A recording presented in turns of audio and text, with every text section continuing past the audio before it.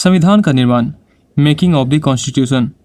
दोस्तों, ये वीडियो जो कि एक सीरीज होगा, ये BA part 2 UPSC, SSC, defence, railway और भी बहुत सारे एग्ज़ाम्स के लिए महत्वपूर्ण है। तो इस वीडियो को ध्यान से देखें और हो सके तो अपने साथ एक कॉपी और पेन भी रख लें। दोस्तों, जैसा कि आप सभी को पता है कि भारत के संविधान में 1935 के अधिनियम का 2/3 अनुच्छेद शामिल किया गया है। अब यहाँ पर आया बात 2/3, तो बचा कितना? 1/3। सीधे शब्दों में कहें तो 3 भागों में से 1 भाग को नहीं लिया गया। अब इसी 1 को इस 1935 से हम माइनस कर देंगे तो हमारे पास आएगा 1934। अब इससे एक ट्रिक निकला कि भारत में संविधान सभा के गठन का विचार वर्ष 1934 में पहली बार MN रॉय ने रखा। दोस्तों, रॉय भारत के वामपंथी आंदोलन के प्रखर नेता थे।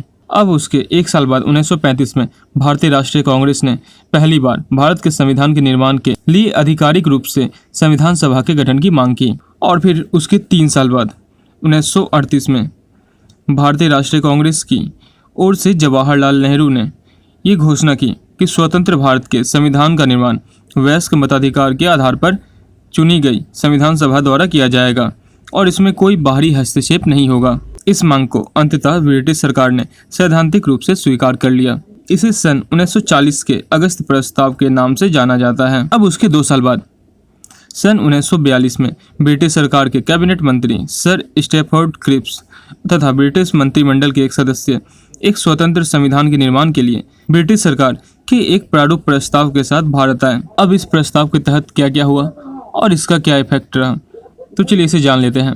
दोस्तों, इस प्रस्ताव की मांग थी कि इस संविधान को द्वितीय विश्व युद्ध के बाद अपनाया जाना था। क्रिप्स प्रस्ताव को मुस्लिम लीग ने अस्वीकार कर दिया।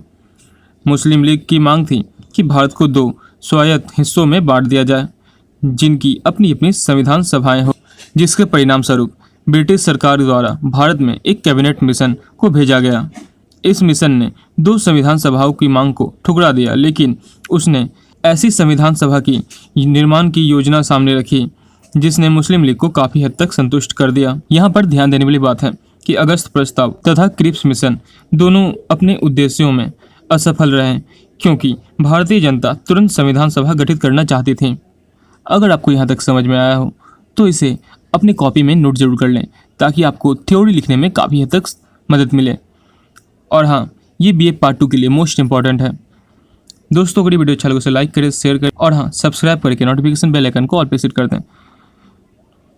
आने वाला भाग संविधान सभा का गठन भाग 2, जो कि जल्द ही इसी चैनल पर आपको मिल जाएगा। धन्यवाद।